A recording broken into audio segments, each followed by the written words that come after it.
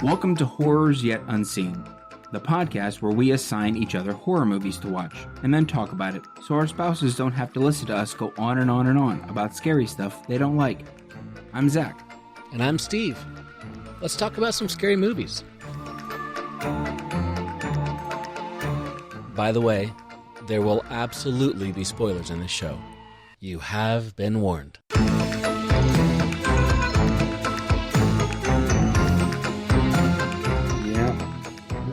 About today. We're talking about some scary movies. Well, I reckon. Well, Sonny. Yeah. I'll tell you what. Yeah. People don't do enough funny voices. That's what's wrong with this world, you know? That's it. If you could sum it up in one thing, right? It would be one thing. People don't do enough funny voices. Absolutely. Yeah. That's it. Because a world where people did funny voices would have a lot less judgment and a lot more whimsy and, weed out those people who are just sticks in the mud. Screw them. Throw them in the trash. Throw them in the trash. I did see that you have, I'll put it this way, a little birdie told me, Zach, that you found something that new that takes you out of a movie. Do you think for the life of me I can figure out what the heck I wrote that down for? I wrote that down in a moment. You don't remember what it is? And have been racking my brain since. Like, what did I write that down for? Yeah, I mean, bad CGI takes me out of a movie. Right. But like, come on. Yeah, I cannot. I don't know whether it was I attributed it to. I have genuinely no clue what I wrote that down for, which makes for riveting podcasting at the end of the day. But you know, yeah. I did see a couple movies this week. Oh, I finished The Exorcist Believer. You did. I did as well. Yeah. I feel like I should get an award maybe for finishing that movie or a cash prize or the problem that I have with the main problem that I have with the movie is the fact that it was geared towards being a trilogy, which I don't have a problem with. I don't have a problem with the fact that it was geared towards being a trilogy. I have a problem with the fact that the original Star Wars trilogy was, I'm almost positive, was set to be a trilogy. Yeah. New Hope. It was sketched out that way, the storyline anyway. Right. But you can watch, like, it's best when you watch them all back to back to back, right? But you can watch A New Hope. Oh, it stands on its own. And kind of get it, right? Right. You can watch Return of the King and get it. And even David Gordon Green, when he was writing the Halloween trilogy, like the first Halloween movie in 2018, I can watch that by itself. Yeah. I can watch that movie by itself.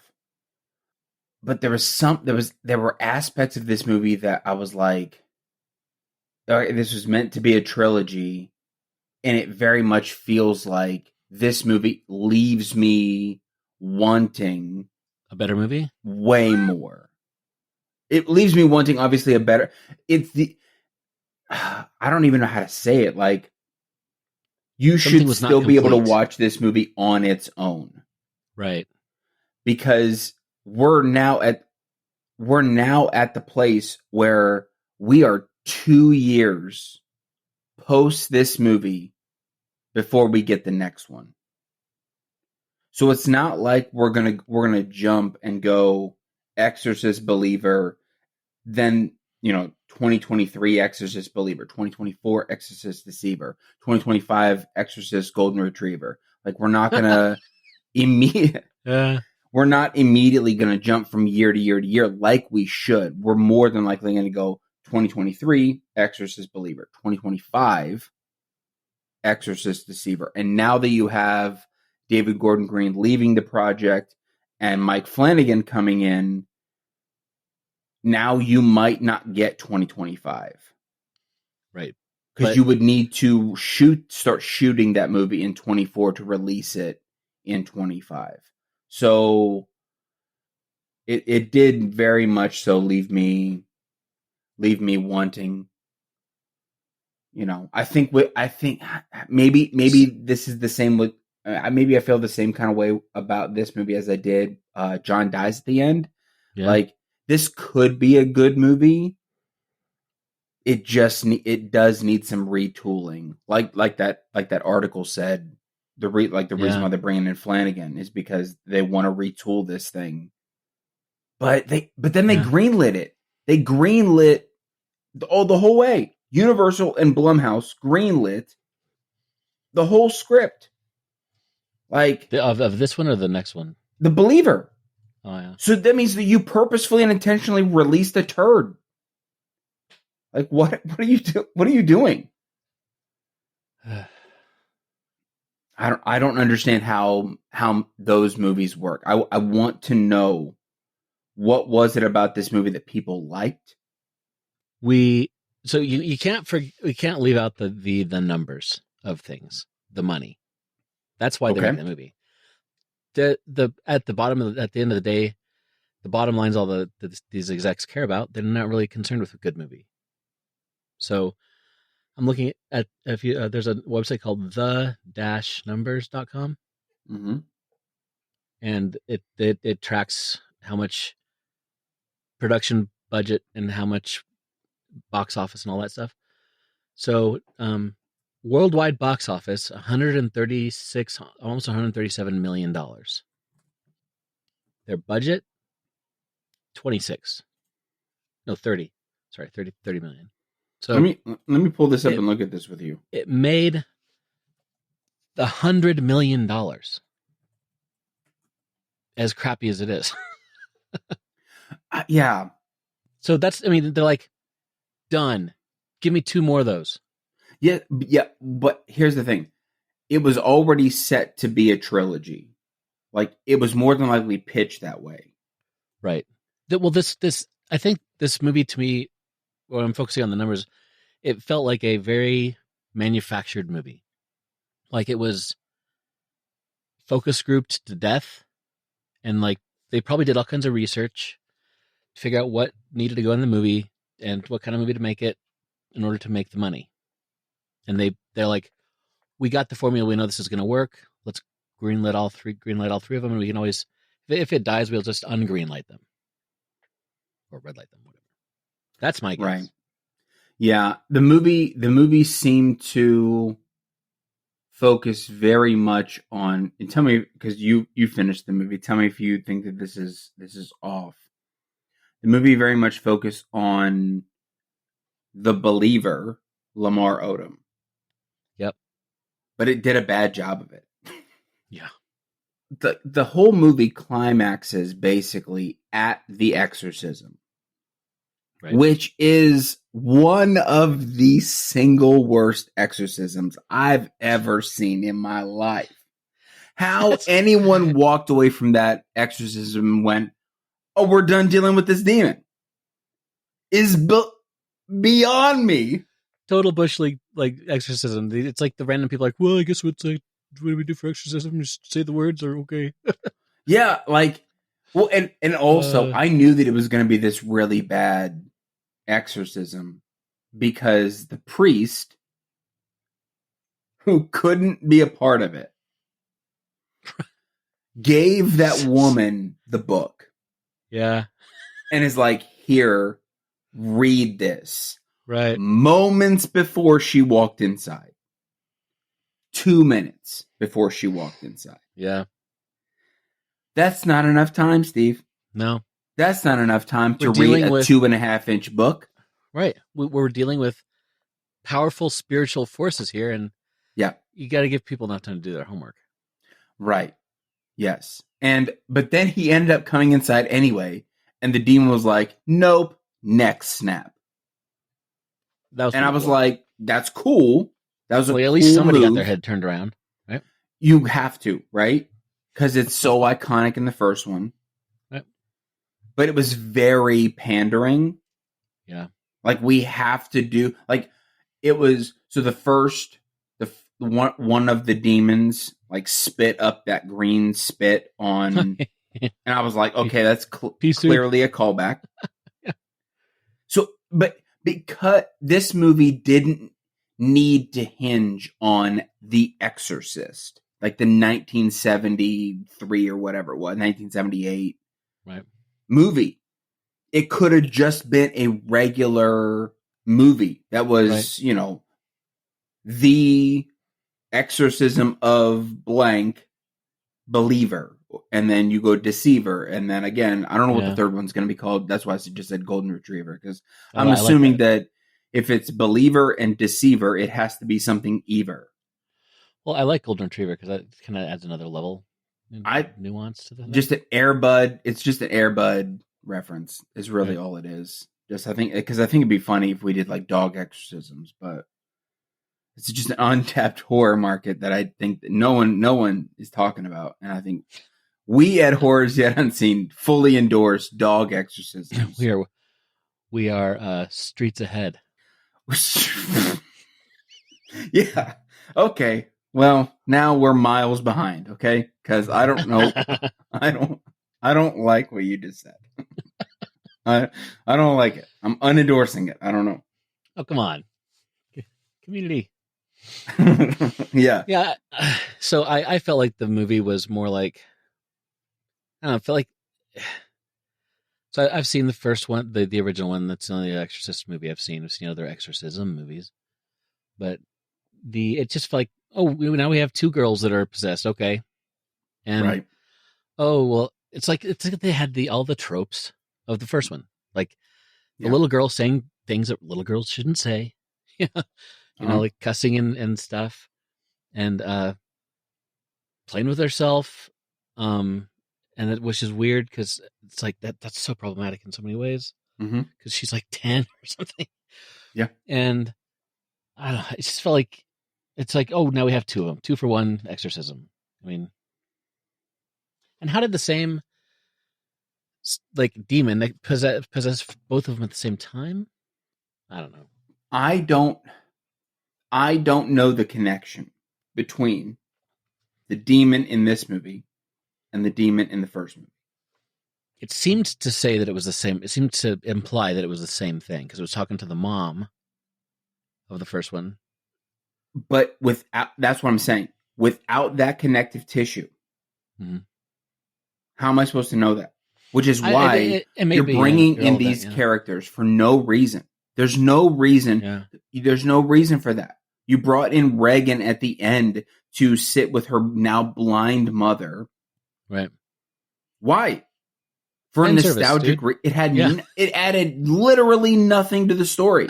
It added money to their pockets because they said Regan and her mom are actually in this one, and it was like, well, I gotta see it now. I'm telling you, how I gotta know. I really want to know, like, what was it about this movie that they were like, yes, this is going to it's my problem with exorcism movies in general. Like, what's the purpose at this point? The Exorcist movie specifically seemed to be all about just making you uncomfortable to watch a little girl do and say things that she really should not be doing and saying. And that's about it. I guess. I just am not a fan of exorcism movies. Yeah. Our comment in the last episode about like the Pope's Exorcist. Yep.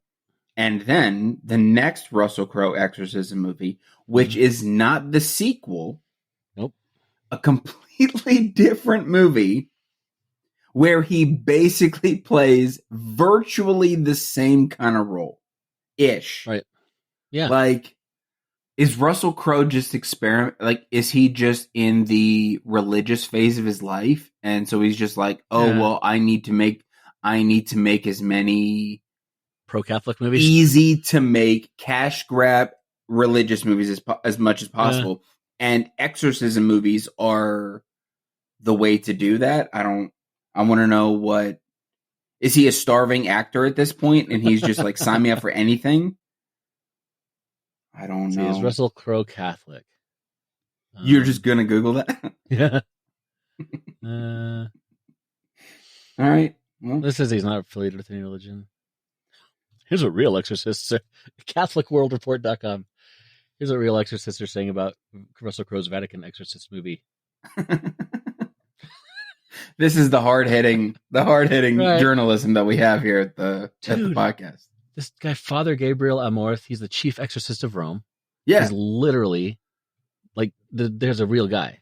He's the guy who wrote the book on it, literally. Yeah, the guy looks like he's been through a few exorcisms. You don't say.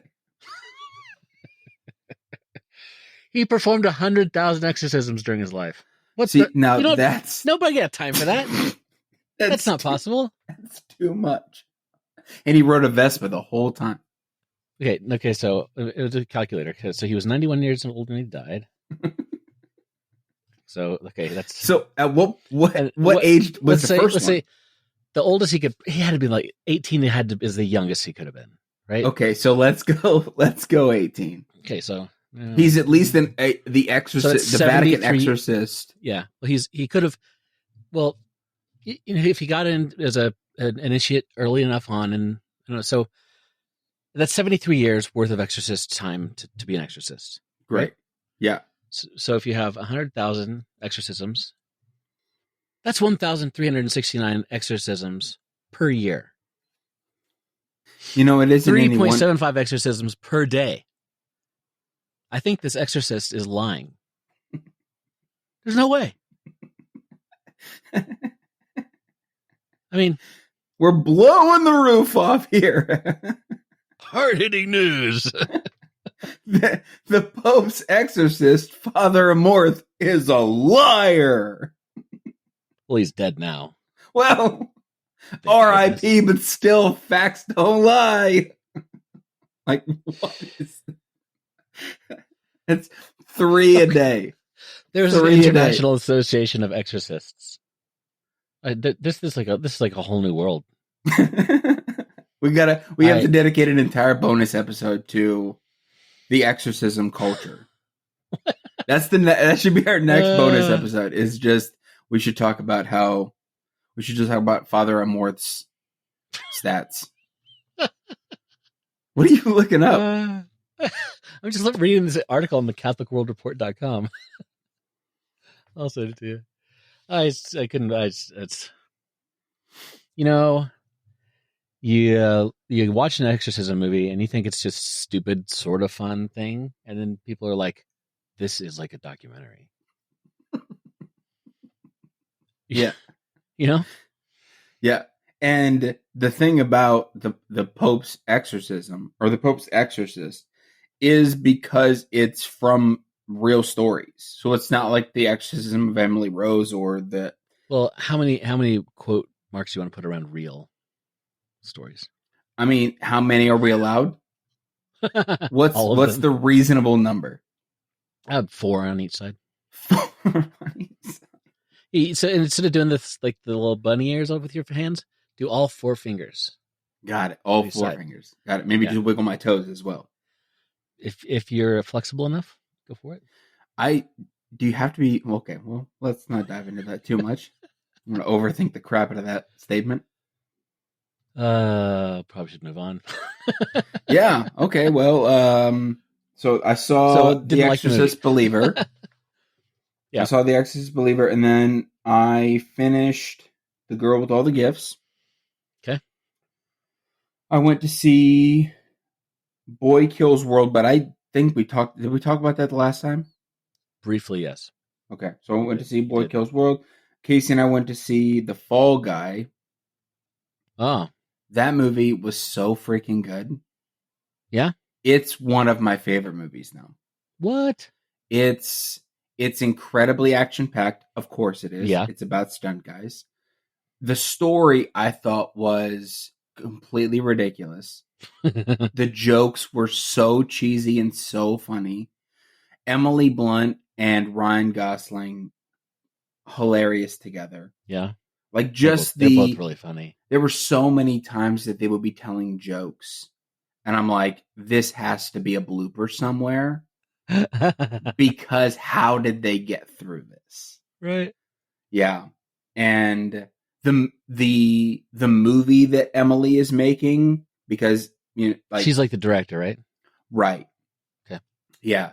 The movie starts out with her just being a camera operator, but then she gets an opportunity to become a director in like the second half of the movie. And so, but the movie that she's making is so ridiculous. The lead actor that goes missing, like from the trailers, is this over the top, blown out of proportion diva.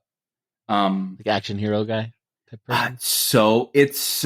I'm very on a ton of levels, and the only thing that was bad about the movie was the freaking tweens who were talking in the theater the whole time, who I wanted to literally stab in the face with my straw from my drink. Wow. And you gotta love the tweens. And they would move around. So they started What? out like next to me, like 2 seats down, and then they moved to other seats. And then they moved to other seats, and it was like surround sound. They just kept going around, started on my right, ended on my left, and I'm like, get the heck out of here. Kids these days, am I right? Talking, fully talking. Wow. Not whispering, fully talking during the movie. And I'm like, if it wasn't a crime to light people on fire, I would do it so often, Steve. I think I would just walk around with matches and gasoline. I just walk around. But I can't can't do that. It's safer to just punch people in the neck. Yeah. I got a real problem. I just got a problem. If we're going to have massive commercials about silencing your cell phones and all this other kind of stuff, then I think that there needs to be a way for me to be able to communicate to the outside without me getting up that we need an attendant to come in here and take care of something. Someone spilled their entire drink. It was probably one of the kids, I'm assuming. I don't really know. Someone spilled their entire drink and popcorn like all over the steps. Oh. I was like, oh my gosh. Like someone's got to clean this up. Nobody bothered to clean it up. I just felt bad for the workers. I wanted to leave my tip because I was like, you guys are champions. But anyway, shout out to the people who work in cinemas. You guys are awesome. Just any cinema, period. Oh boy, yeah, right. Yeah. So, yeah, you should go see The Fall Guy. Thumbs up. I gave it a 5-star and liked it on Letterboxd. Wow. I don't like it enough to put it in my top 4 right now. Sure. I don't even know what my top. I feel like after I see a movie, there's like this halo effect. For after a while, like maybe it's not as good as I thought it was. No, I had the same feeling about The Fall Guy as I did about Ready Player One. When I first saw Ready Player One, I was like, this movie is fantastic. I love this movie. I want to watch this movie on a regular basis. Like, really, it just has like a go-to. I'm bored. Let's watch a movie. Ready Player One. So good. I felt the same way about The Fall Guy. Like, This is I don't know if I'd ever really change it. A movie's really got to impact me in a pretty big way to be on my top 4 Letterboxd, because right now my Mount Rushmore is Killer Clowns from Outer Space. Yeah. Because duh. Okay, it's the best movie. It's the best movie, Steve. Moving on. I'll fight anyone. Best movie. Okay? Yes. Best movie. Don't get sassy with me now. Killer Clowns from Outer Space. Late Night with the Devil. Number 2. Oh, okay. Once Upon a Time in Hollywood. I love it. Still haven't seen that. Ready or Not. Top 4. Mount Rushmore. Nice. 3 out of the 4 are horror movies. I don't know if you can call Killer Clowns from Outer Space a horror movie. It's just a ridiculous movie. Yeah, mine are Fantastic Mr. Fox, Star Wars, the first one. I was going to say, you have to, there's like 75 Number of those 4. movies. Well, the one that was called Star Wars. A New Hope. Well, that was retconned later. They added that later. Originally, it was just Star Wars. You're such a nerd. Such a stickler nerd. Pan's Labyrinth. Okay. And Tree of Life. The Tree of Life. I haven't seen the first one or the second one. Or the third or the fourth one. You haven't seen Fantastic Mr. Fox? I've not seen Fantastic Mr. Fox. You told me that I should watch this. Have you seen anything by Wes Anderson? I don't know that I have. Oh, buddy. If only he did I commit a cardinal sin on this podcast? No, it's not a cardinal sin. It's like, it's an opportunity. You know? So we'll take that offline, but Wes Anderson is the best director ever. He's great.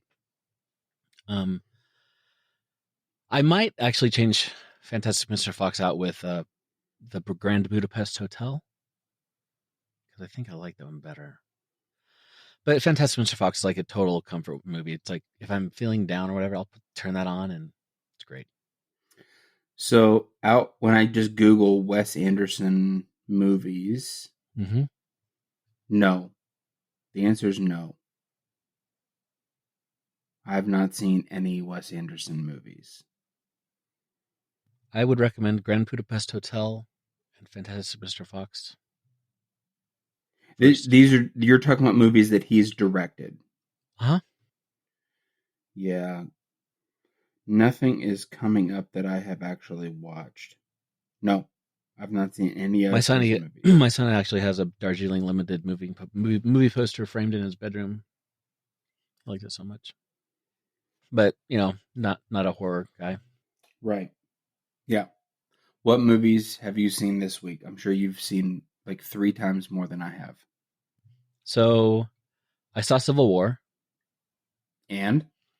We still haven't talked about it. It kind of wrecked me for a while.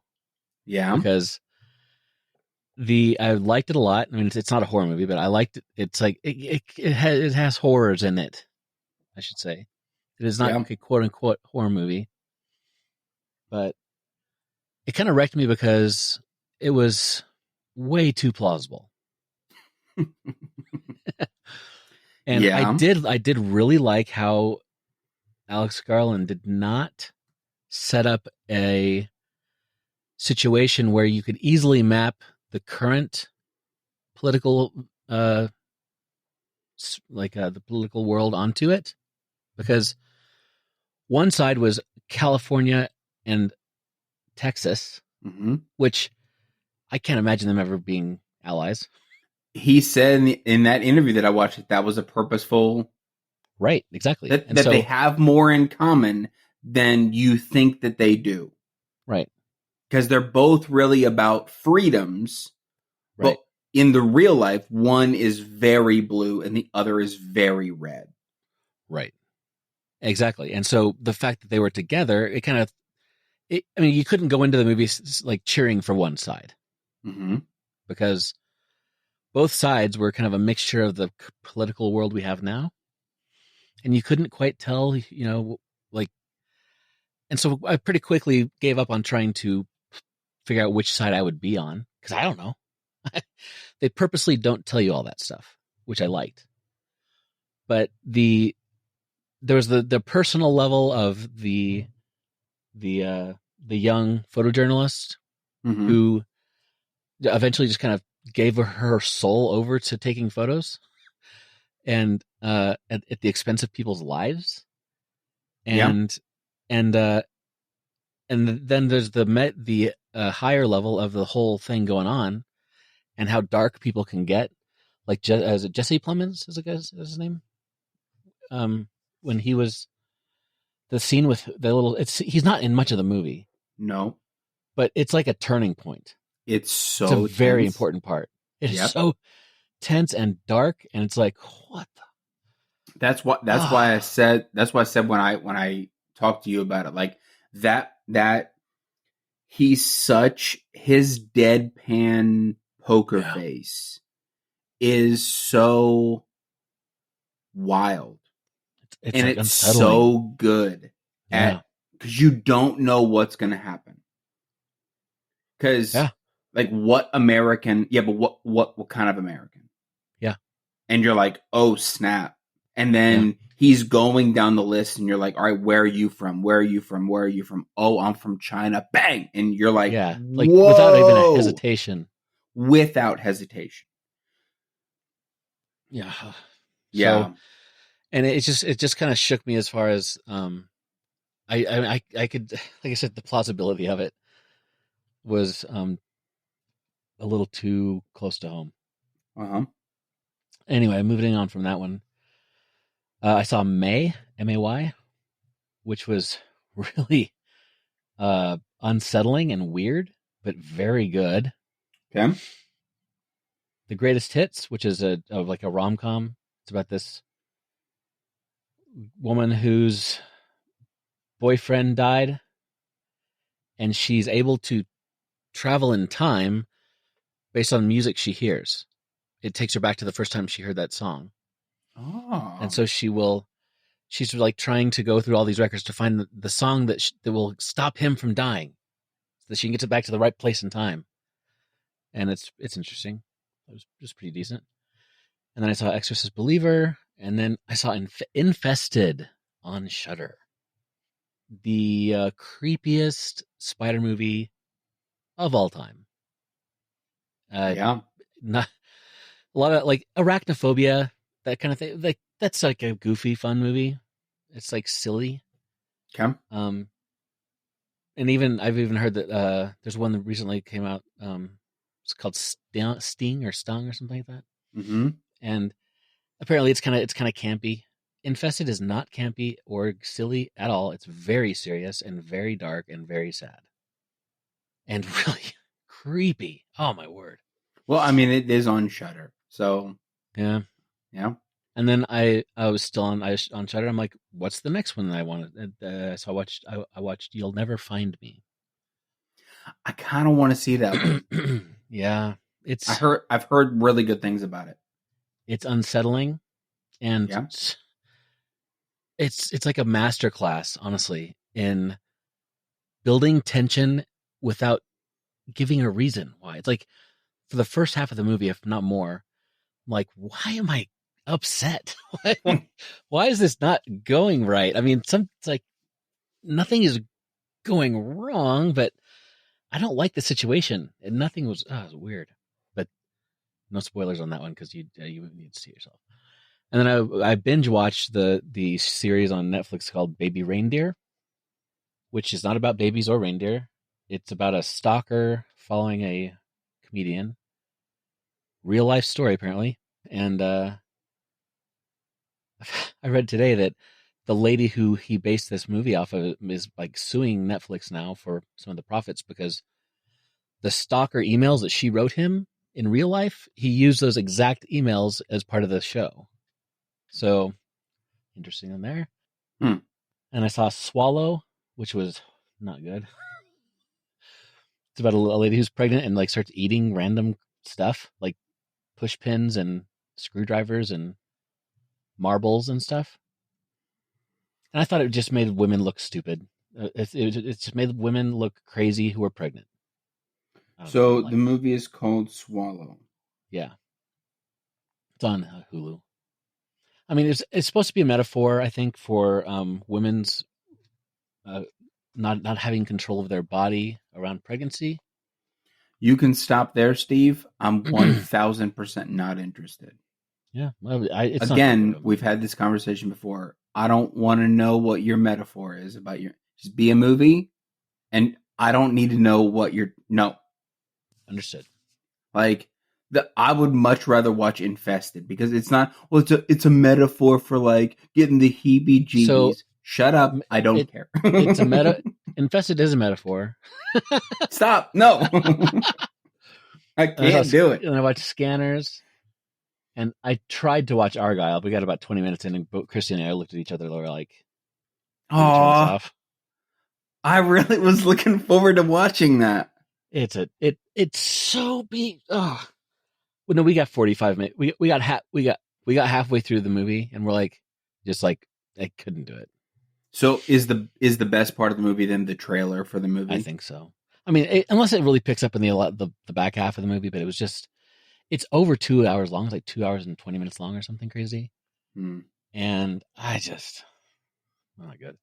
And then to wash that all out of my system, this morning I watched Psycho, which, that's a good movie.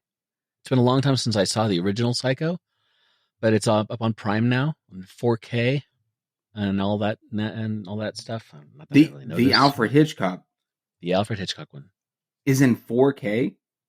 Yeah, they like rescanned the negatives, and it's like 4K UH ultra high definition, blah blah blah. How that kind of technology? I don't know how they would do stuff like that. I'm very interested in that. But yeah, that's what I watched. But Psycho is fantastic. Like Anthony Perkins he plays creepy so well, man. Yeah. Good stuff. Anyway, well, I saw an article that is it Neve Campbell? Nev Campbell. I saw an article that Neve Campbell's going to be in Scream 7. Dude, it's about freaking time. Apparently they weren't paying her this. enough. Yes. They weren't paying her enough, so they're paying her more now. So she's like, I will be in your movie because there's money involved. Well, and here's the deal. Pay the woman whatever she wants. Heck yeah. There is no Scream. There is no Scream unless it is Ghostface versus Prescott. Sydney or Maureen. It does not matter. It doesn't matter. You have strong feelings about this. I do. Listen, this is my favorite franchise. Yeah. I love the Scream franchise. I was excited about 5 coming out. 6 left me a bit wanting because I thought the killer reveal was stupid. Yeah. I didn't I understood where they were coming. Like the boy and the girl, right? They weren't twins. No, that was twins. So in 6, oh man, what the heck was her name? Whoever the new girl was. Melissa Barrera's character. Sam. Yeah. Sam. Yeah. Richie. So Jack Quaid played Richie, and that was Sam's boyfriend. And Richie turned out to be the killer. Richie and Amber turned out to be the killers. I did not necessarily like that. I mean, it was fine, but it was very predictable. Yeah. Because typically, like Mickey Madison, who played Amber, she was also in Once Upon a Time in Hollywood. She was the girl who got lit on fire. Like have you seen Once Upon a Time in Hollywood? I've not seen that yet, no. Bro. Sorry for ruining it. But also you need to watch this movie. It's it's one of my favorite movies for a reason. I know, it's on your list, yeah. Yeah. But if she's in my perception is that if she's in a movie, more than likely she's not going to be the good guy. Oh, okay. She kind of plays a bad girl, and she plays it really well to her. It's like Mia Goth. More than likely, Mia's going to be pretty bad. Like she's going to be pretty out of her mind. Like she plays it very well. The problem with that is that if you do that enough, then you just get typecast as, the crazy bee, and that's not probably great. But anyway, but I knew that it was coming, and fine, but also maybe choose a different direction, whatever, But then they also killed Dewey. And like, come on. That was not cool. Don't do that. Don't do that. Cool. Don't kill Dewey. He's freaking Dewey. Kill off Monica first. Kill Monica. Yes. Ugh. She's got to go. Courtney Cox. She got to go. She's done. And so yeah, and then in the next one in 6, then Richie's family was the killer. Right. Richie's brother and sister and dad. Like dad was the cop Oh, right. that was basically the Government. mastermind behind it, but then he had his kids get connected with the group, the core 4, so that they could start taking them out one by one, right? And I was like, they built this shrine to their son. Yeah, that was weird.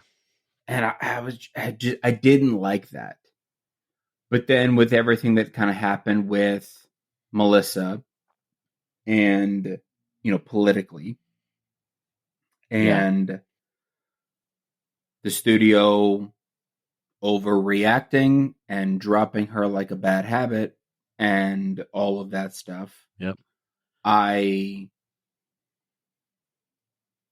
think it would be a good Scream movie if you did a full callback to the original. Scream 7. Here's my pitch. Listen up. If you're on cast, if you're director, radio silence, whoever's directing this is all I'm saying. Nick Cage, Justin Long, I don't know who you are. I got the solution. Okay. Yeah, pass it along for us. Here we go. So Sydney has moved away, whom we know that she lives in Seattle, or at least that's what we're told. Okay. She lives there with Patrick Dempsey and her kids. I think they bring back Matthew Willard, Stu Macher. Okay. He didn't die. Resurrect him from the dead. Okay. Because Matthew Willard is kind of making a low-key comeback in horror movies. Yeah. Right? Yeah. Faces would explode, I think, if you brought Stu Macher back in Scream 7 and we now know that they can travel outside of Westboro because the family or the core 4 went to New York and we had Ghostface in New York. So now let's switch it up. And I think that there is one of the other things that I liked about Scream 7 was the fact that opening scene with Samara Weaving, number one, you killed Samara Weaving. That's not cool. Don't do that. Yeah, that was a huge bait and switch there. I thought that she was going to be like in the movie. Yeah.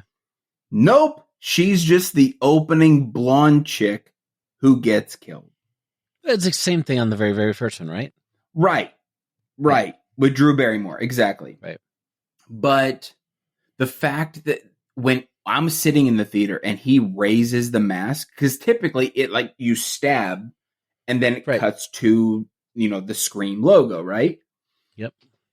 When it didn't and he stood back up and ripped his mask off and showed his face, my jaw hit the floor. I was like, what are you doing?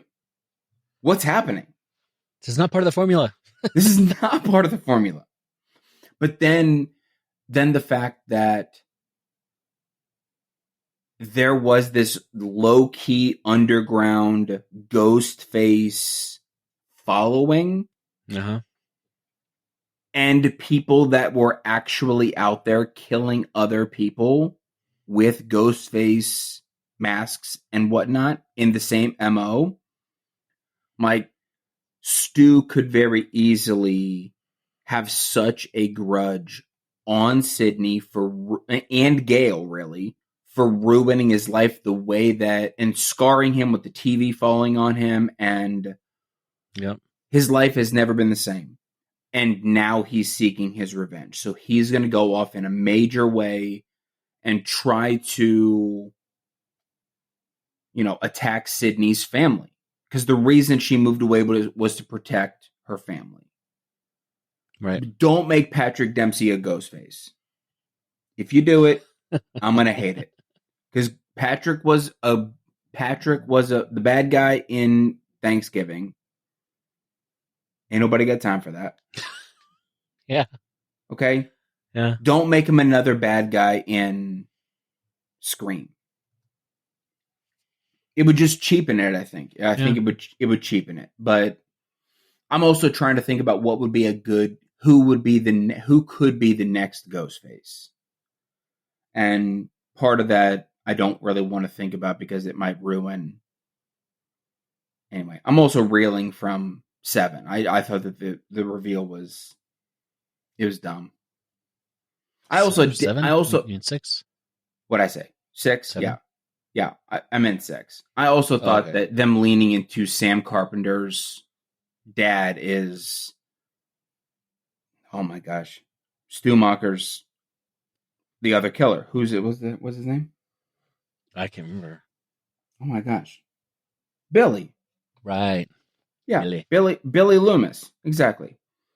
Yeah, and then like that just tapping, like my dad's a serial killer, so I have these serial killer tendencies. I was like, no, I'm not buying that for anything. No. I'm not buying it. It seemed dumb to me. Anyway, but it's my favorite franchise, and I would like to see them actually take a good step in, if you're going to continue the story, which is debatable, but about whether or not you need to. Do you think they should wrap it up? Or I think that they should possibly, yes. I think it's kind of time. Yeah. To wrap it up, at least wrap up the Ghostface Prescott era of Scream, then give it 10 years and reboot it. Reboot it all. Yeah. Exactly. Start it all over again.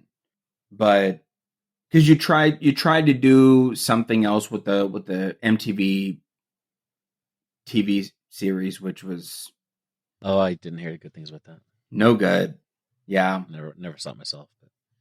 So anyway, that's enough about Scream. But yes, give Neve Campbell what I don't think Jenna's going to be in this movie. Jenna's schedule is like wild at this point because she's an incredibly popular actress.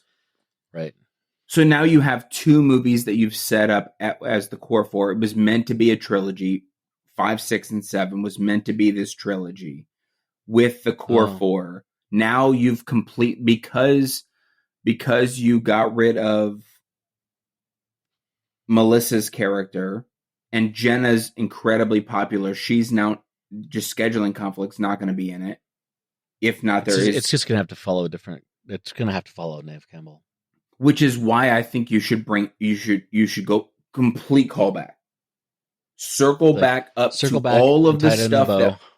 Yeah, exactly. Circle back up to all of the stuff that that we loved in the first one, and wrap it all up in this boat. And I think that's why Stumacher coming back as like this ultimate Ghostface. Because she's killed every other one. But what would be an incredible surprise to her? An incredible surprise would not be a new Ghostface. An incredible surprise would be, I thought we killed you, but you came back. And then you kill Stumacher or whatever the case is, finally, and Neve can officially ride off into the sunset. And yeah. I'm sold. But also Courtney Cox. She got to take a bullet. She got to take the bullet. She can't just get stabbed in the stomach, which is basically... I hear about one more book she's writing. Yeah, freaking Gail Weathers got to go. She got to go. Yeah. She's a good character that you love to hate. Yeah. But by this point, you're like, how have you survived? Dewey didn't. Yeah. Poor Dewey. Yeah. Anyway.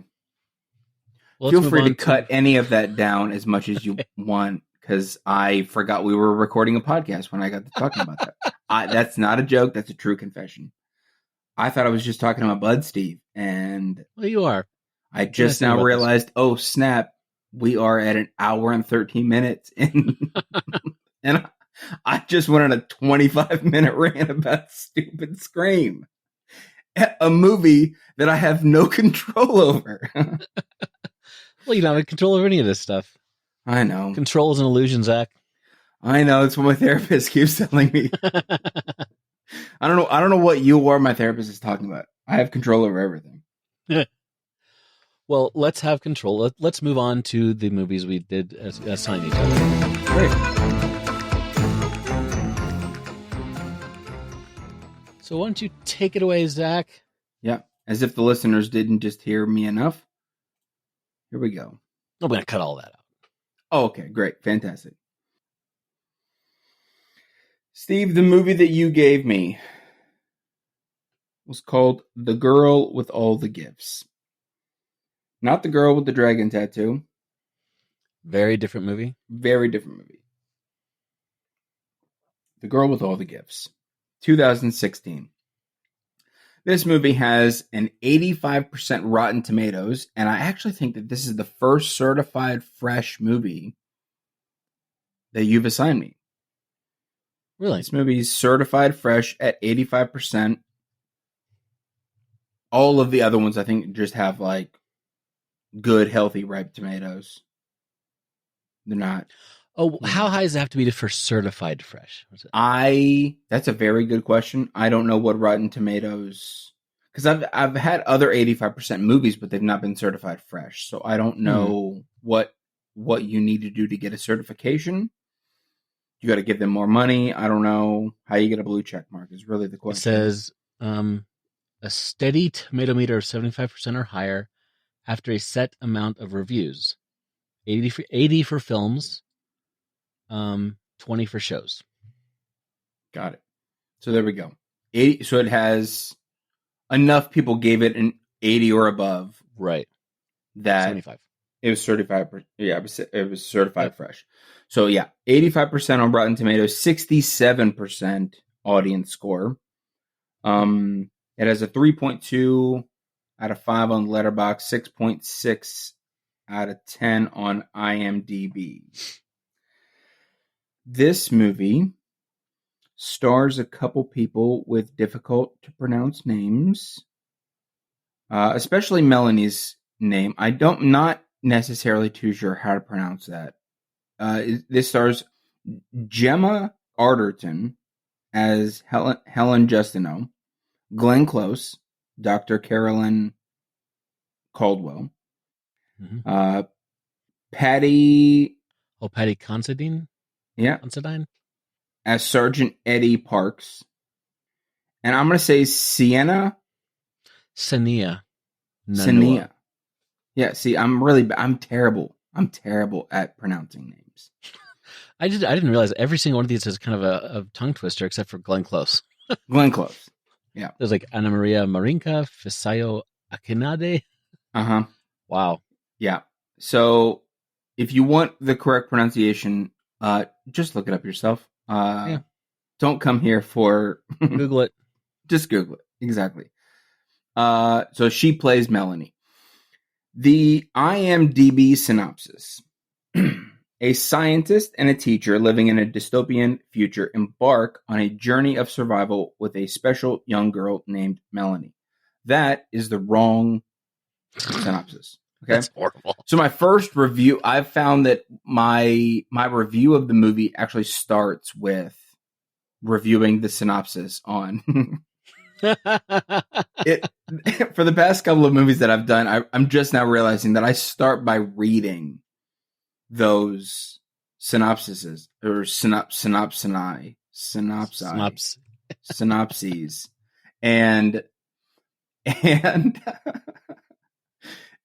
I immediately am like, thumbs down, this is terrible. Do you read them before you watch it? Oh yeah. I don't take any notes about those synopses, but anyway, so because that's like 30% correct. Yeah, they're trying too hard to not. So, because a scientist and a teacher living in a dystopian future embark on a journey. Okay. No, not willingly. Like, Yeah. An adventure. yeah, like embark on a journey is yeah, that's not like I don't know. Anyway, letterbox synopsis. In the future, a strange fungus has changed nearly everyone into a thoughtless, flesh-eating monster. When a scientist and a teacher find a girl who seems to be immune to the fungus, they all begin a journey to save humanity. This is also somewhat correct. That's much better. It is much better, but yeah, it does give you more. Yeah. Anyway, so here's my movie summary, also riddled with notes. In a dystopian future, ravaged by a fungal infection, everybody get the toe fungus, you know what I mean? And just toenail fungus, and it's really disgusting. That turns humanity into flesh-eating hungries, is what they're called. Humanity struggles to survive. Humanity doesn't struggle to survive, Steve. This is the first pause in this movie summary. Humanity doesn't struggle to survive. Humanity just doesn't. They don't. Not by the end of it. Nope. They don't struggle to survive.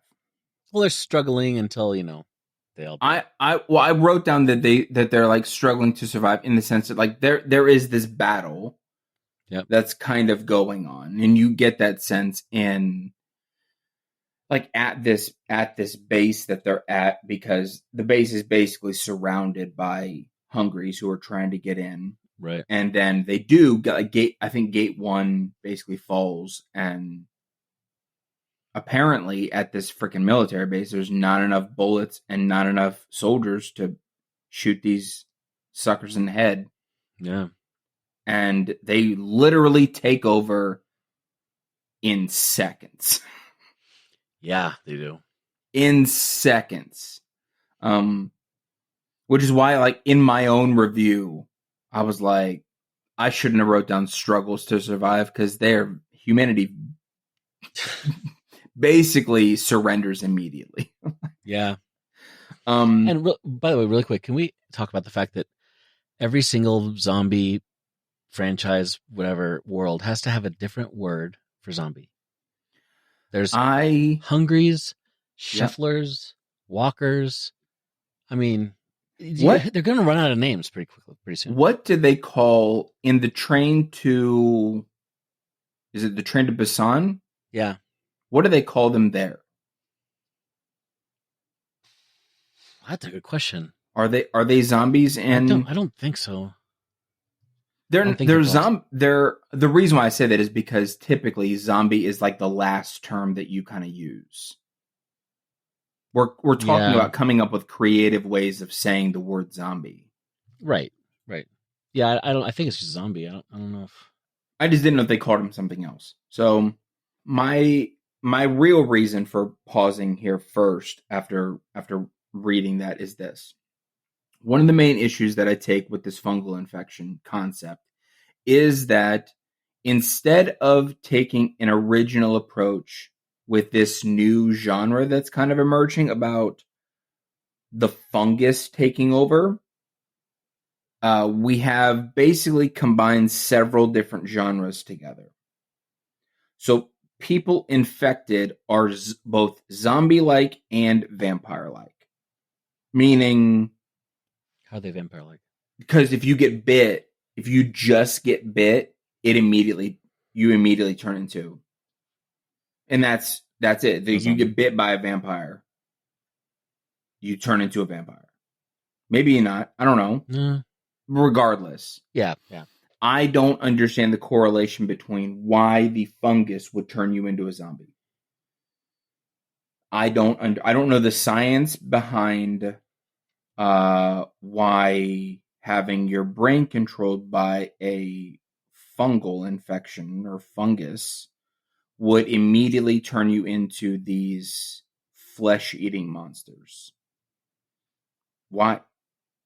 That Why doesn't not? make. I mean, it's kind of like with any zombie situation, the infection or whatever causes it, it's you have to kind of be hand wavy about it because it's not real science, you know.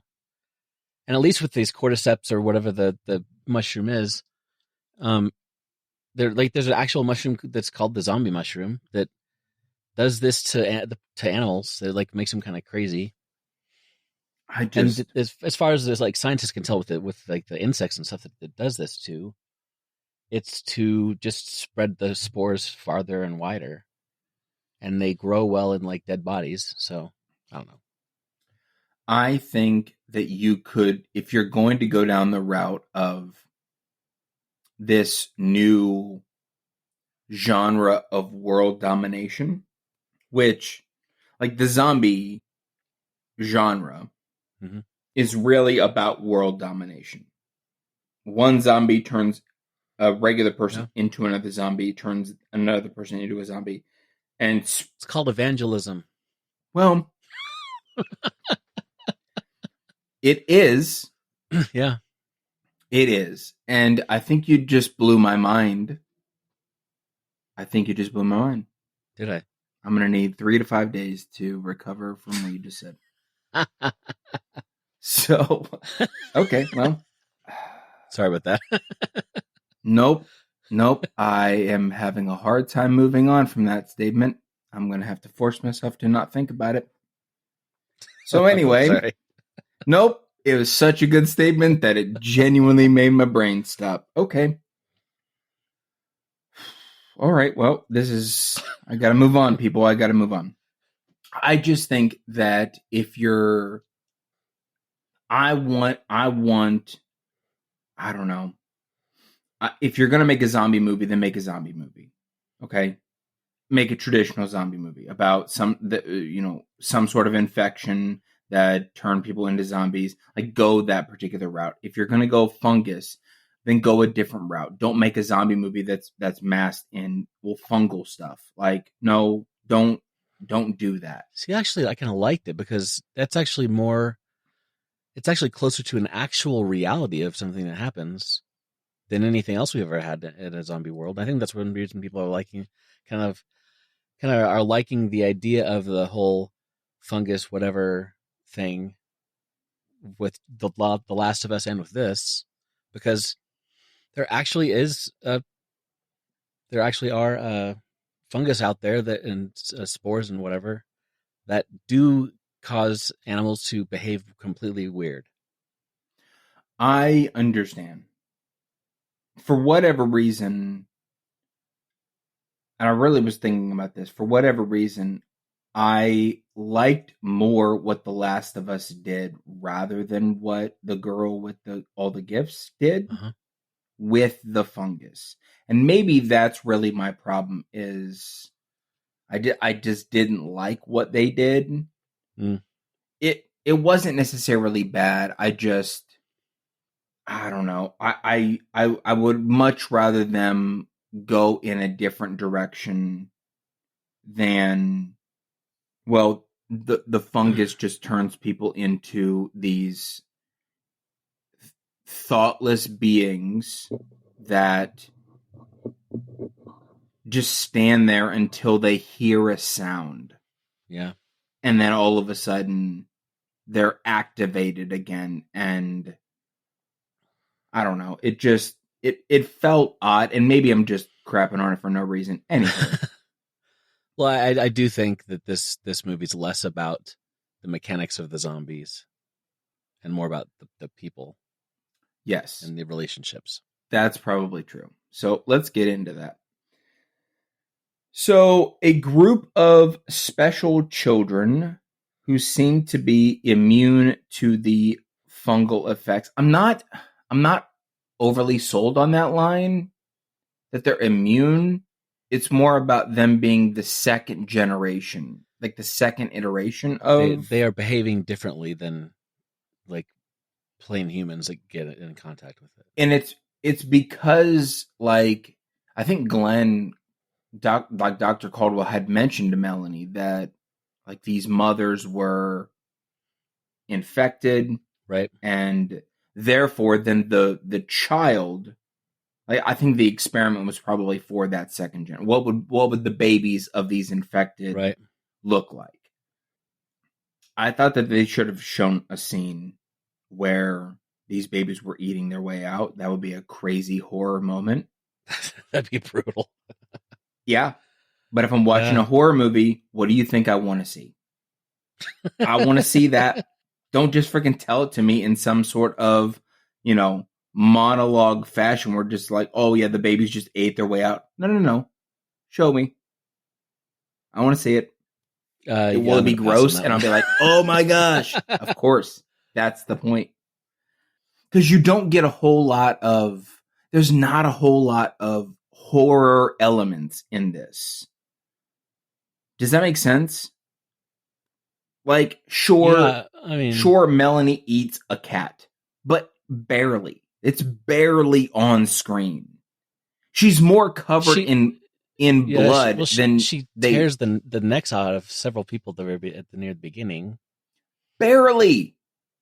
It's barely shown. Like the whole freaking thing is a horror movie, dude. What? I'm not sure what you mean by horror aspects. I want more blood, Steve. Okay. So here's what happened. They jumped on people's backs and you saw their head like go and bite their neck.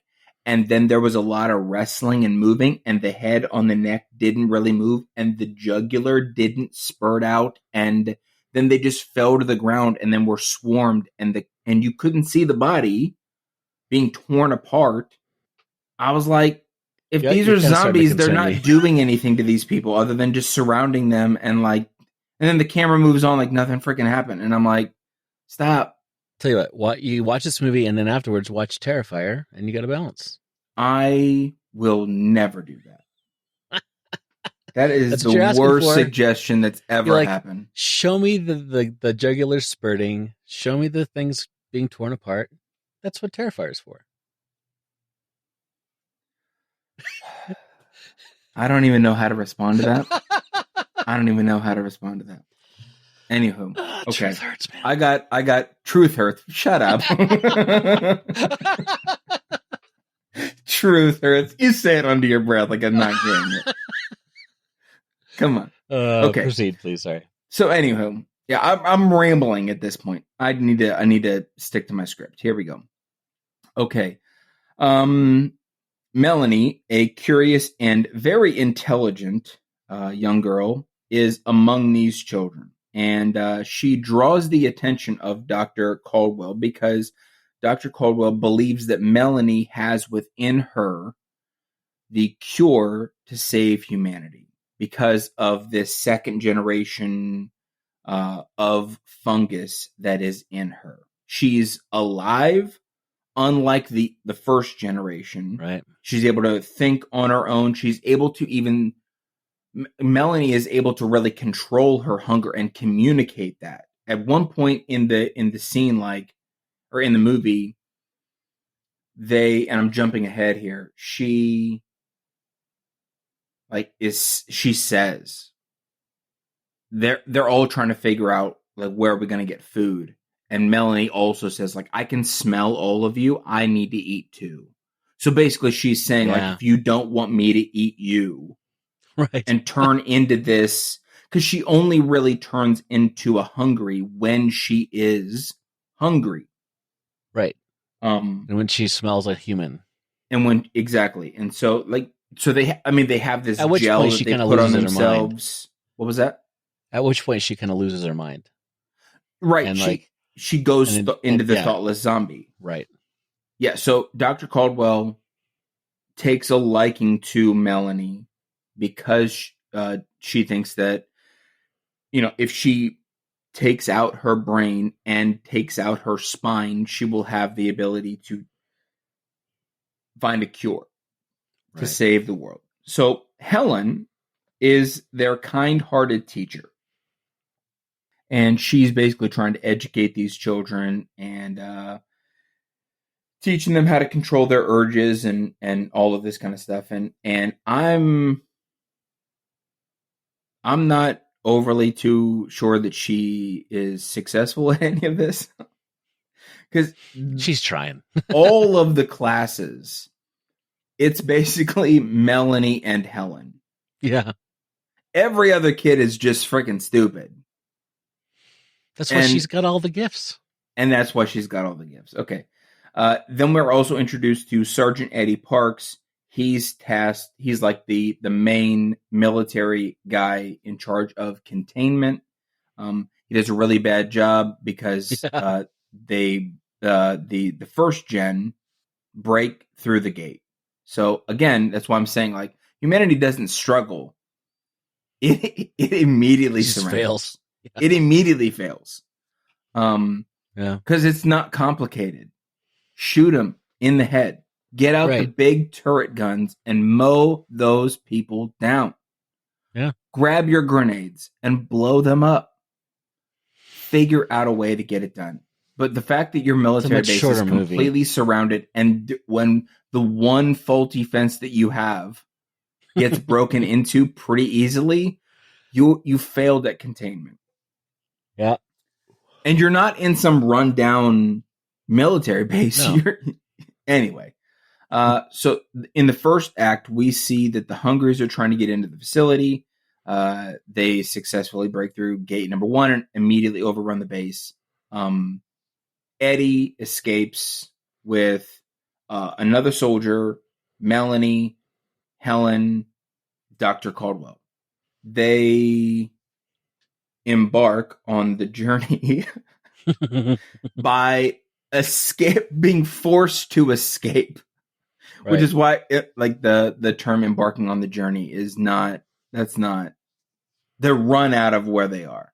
Right. So they leave their base. They're trying to obviously stay quiet and all of that stuff because they will immediately be heard. And there's one scene where Sergeant Parks is like, hey, silencers. Mhm. They're just stopping at some stream to get some water. And the one guy doesn't have his silencer on, and immediately, as soon as he takes one shot, Yep. like a bunch of other, just out of the woods, a bunch of other Hungries kind of come. They're trying to find a safe haven, and they use Melanie's gift of being a second generation Hungry, I guess, to their advantage, which I actually thought was a pretty cool way of. It was just a pretty cool thing that because Sergeant Parks did not want to bring her along. He has this prejudice, obviously, because she is this monster. And I think early on, in one of the classroom scenes, the kids kind of turn into, even though they're strapped down and whatnot, the kids kind of almost attack or want to attack. Well, he rubbed some of that protective gel off of his arm to prove to the teacher that these are really animals, not kids. Yeah. And all the kids start kind of like chomping and like growling and stuff. Exactly. And so, he has a point. Yeah. He has a point. But he's being very pragmatic. Right. But because she is hyper intelligent, and also she loves her teacher. She loves Miss Justino. So she wants to protect her. They get trapped inside this building, and so she's like, oh, well, I'll go draw out the Hungries. And she basically goes and finds a cat that she can so she eats one cat because she has to eat. And then she goes and finds another cat and lets that cat loose, and all of the Hungries leave the building so they can escape. And they find an abandoned medical facility, and where Dr. Caldwell can continue her practice. And this is where things kind of take a different turn. So in their roaming around, they find that several 100,000 of these hungries have evolved together and have basically taken over this tower, this skyscraper, like vines kind of growing up to turn into the next generation, the next evolutionary generation of this fungus. The next evolutionary generation are these pods that are filled with all of these fungal spores.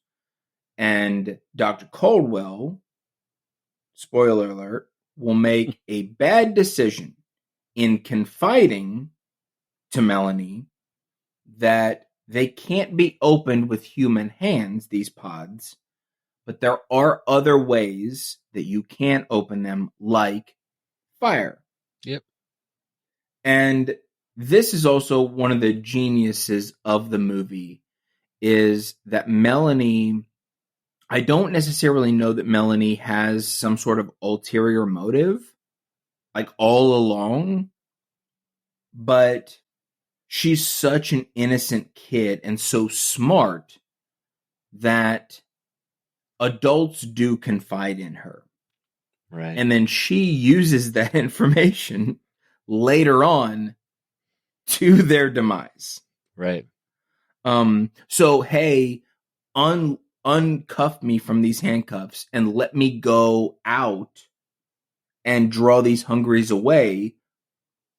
Or let me go out and run up ahead and find the best path forward, causes her to bump into like this pack of wild children who she barks at basically to intimidate into doing her will. Yeah. Those children then end up coming back later and killing Dr. Caldwell. You know, but I don't know that was like, is that Melanie did Melanie have some sort of secret, quote unquote, secret meeting with them?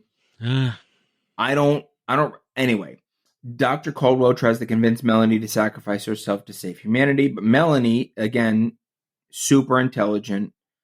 She asks Dr. Caldwell do you think I'm alive?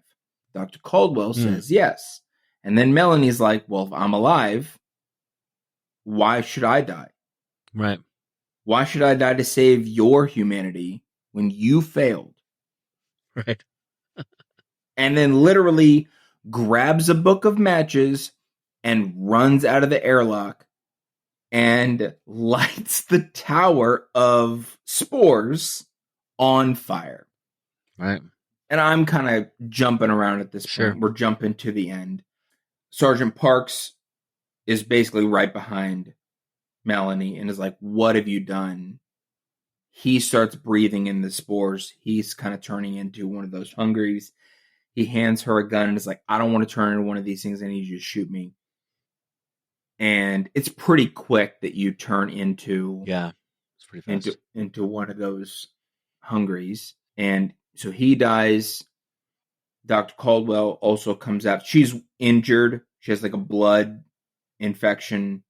And she comes after Melanie. But again, those little children surround her. Pack mentality kind of, and just eat her up. Eat her up. And again, they just surround her and then the camera goes away. And I'm like, no, we want to see more.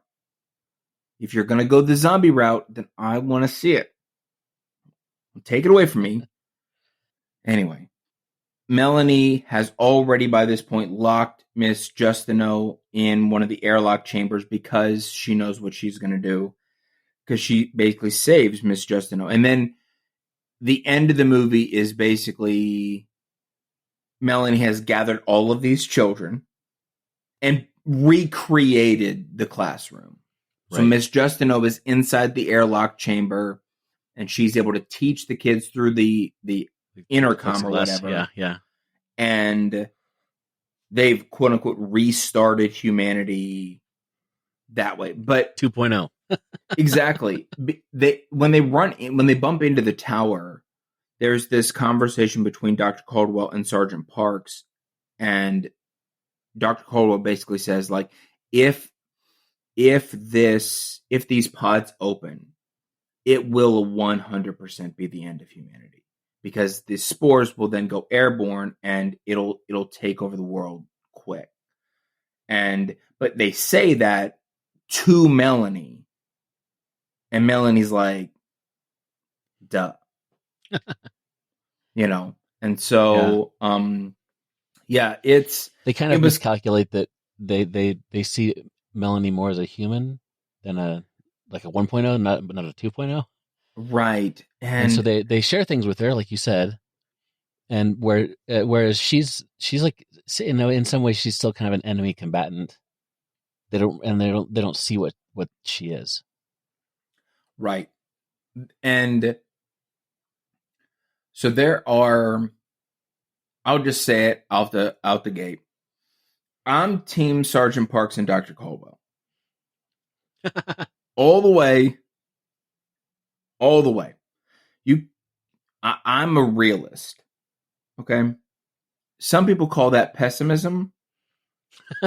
Those people would be wrong. Okay. But if you're in this world, right?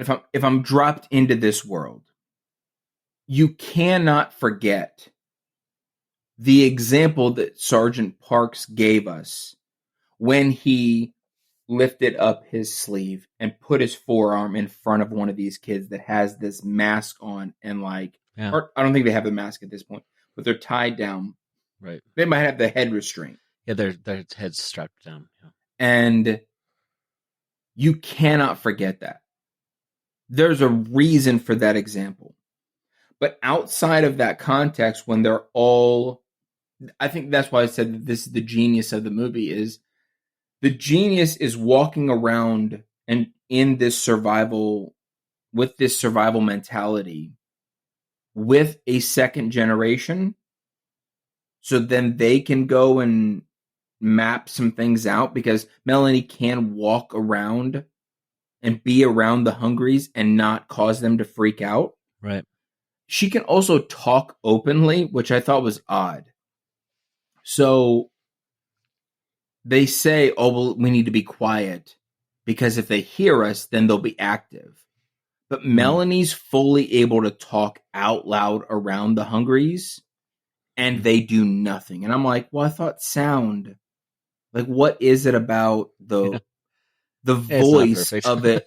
What is it about the voice of a non-infected person versus an infected person that the Hungries would be able to distinguish? Oh, this sounds like it didn't make any sense to me. Yeah. But anywho.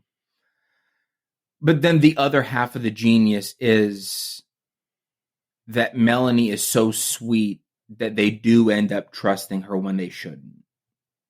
Even right. Sergeant Parks starts to take a liking to her, because Melanie understands, if I'm able to complete these missions for him, he'll trust me. Yeah. And it ends in everyone's demise, because Melanie is only out for the fungus. Yeah. And the whole time she's got Miss Justino, is that right? Miss Justino. Yeah, she has Miss Justino championing the fact that she's a regular kid, Right. She's just a kid. She's a human. Right. Yeah, because Miss Justino is like, oh, well, I'm intelligent and you're able to learn, so therefore you're my favorite student. And she falls in love with this kid. Right. And that's why Sergeant Parks has to go in and be like, no. She's a monster, and you need to never forget this. But Dr. Caldwell also wants to save humanity, and I'm not too sure how much humanity is really left, because the one base that they're able to get in touch with is completely fallen. So I'm like, what's how are you distributing? How are you duplicating and distributing this vaccine at this point? Like, it might just simply be inevitable that the world's kind of over, which, if you take that into reality, that's the scary part of this fungus subgenre of horror movies, but That's the scary part of it. Any zombie thing is that we're going to be overrun and like we're going to die out. right. So yeah, I there's a part of me that's not necessarily because I'm team Sergeant Parks and Dr. Caldwell. Yep. I'm not necessarily a fan of the way the movie ends, only because I have that perspective. Right. That could be tainting, and more than likely is tainting my view of this movie. Because I'm like, she's a freaking kid. Smack her in the head with the butt of your gun and strap her to a table. Knock it off. Don't because Sergeant Parks falls for it. He plays. I'm like, dude, you did the forearm thing. Why are you falling in love with this kid? Exactly. Well, that's the thing about that I find fascinating about the movie is that it really starts asking the question, what does human mean? Like, who is a human, who's not, and who gets to decide that? And if we say she's human, then do we treat her like a human? But if you treat her like a human, you're gonna die. So you can't treat her like a human. How do I maintain my humanity and not cut out the spine and brain of a girl like with no anesthesia and while she's awake, because that's like the whole part of the whole deal as well, that they had to do it without any anesthesia.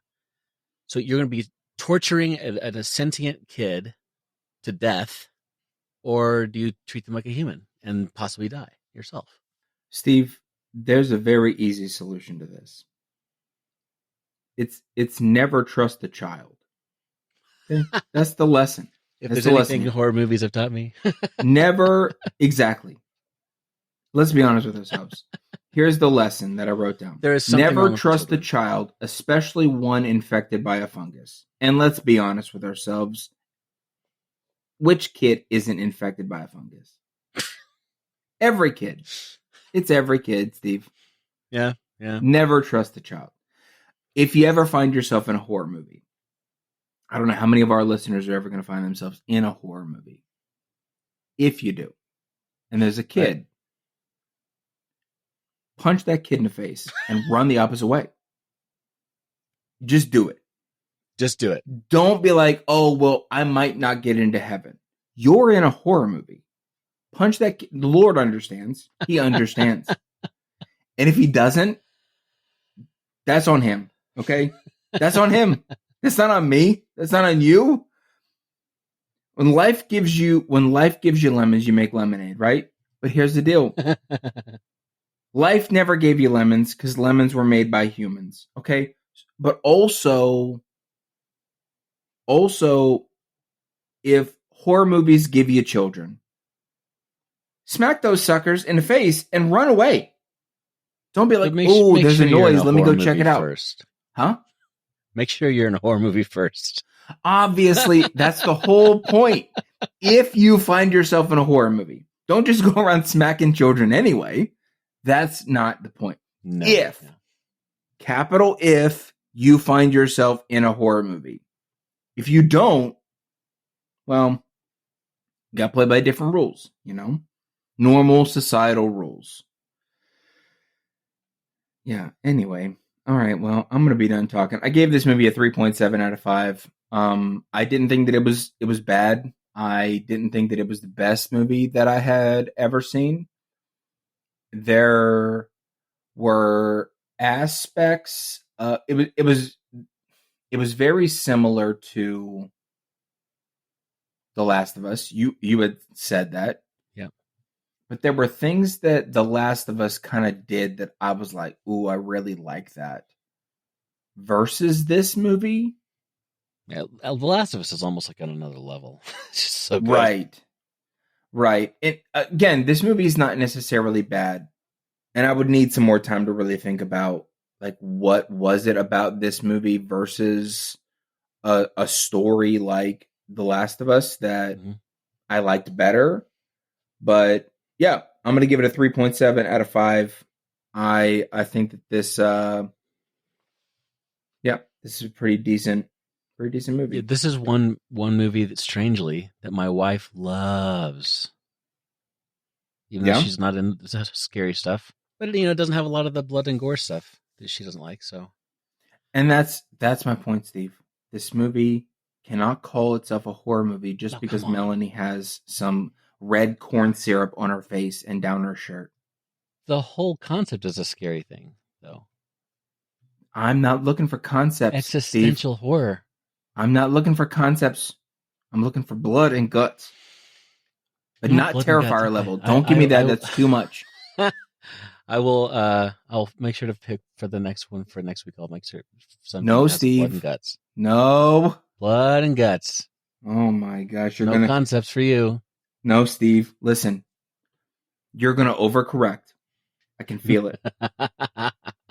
I can feel it coming. No, you're gonna overcorrect, and you're gonna be like, "Oh, Zach only wants blood and guts," and I'm gonna get the worst movie that's ever been made. And if I'm gonna watch the worst movie that's ever been made, first off, I want it to be on my own volition. Okay, I want it to be. And second, I just want to be in control of it, Steve. And this can be in my control because the look in your eye right now tells me that I'm right. You're looking like Dennis the Menace over there. No, I don't know what you're talking about. I think you know exactly what I'm talking about. Anyway, all right, that's my review. I'm trying to work on not talking too much, but apparently not this episode. So take it away, Steve.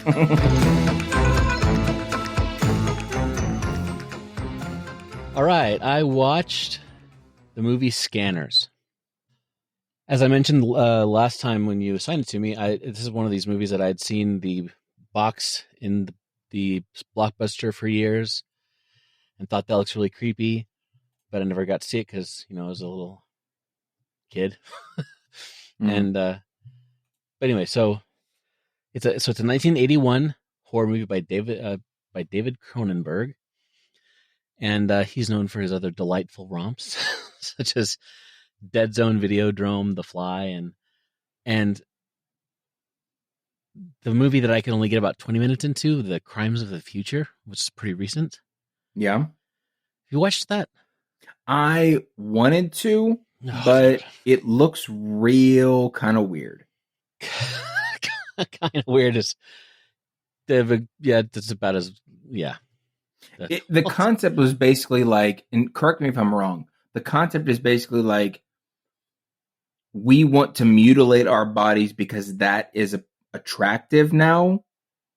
So elective surgeries have turned into performance art. Right. Like there's that dude with all of the ears on him. Right. It's like sexualized and exactly. And so they want to mutilate their bodies to add different things and like in incredibly weird ways. Right. But and that's kind of a Cronenberg thing. His stuff is weird and gross. It pushes the boundaries, and the name Cronenberg is almost synonymous with like gross in a lot of ways. Not Terrifier level, but like weird gross, Anyway. Like weird gross. Yeah. So it IMDb 6.7 out of 10. Rotten Tomatoes 68% and 64% audience, which is I don't see them that close together that often. Right. So and then Letterboxd is 3.5 out of 5.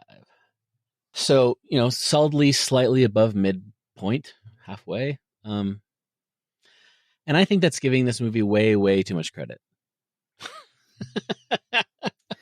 I was when I assigned you, or when I put this movie on your list, this was one of the movies that I was like, when I watched it, I went, Steve needs to watch this movie because it's so strange. Yeah. And other words that don't fully encapsulate what you're watching, that I'm very curious as to what you're going to say about it. Yeah. Because I was also lured in by the poster. The poster is great. I did not watch the trailer. I just saw the poster and went, what the heck is this movie? Yeah. And then I turned it on and watched it. That was the genesis of it. The majority of the movies on your list, actually I shouldn't say that. the majority of the movies that I have been adding to my Halloween list Yeah. are based on the poster. Mm.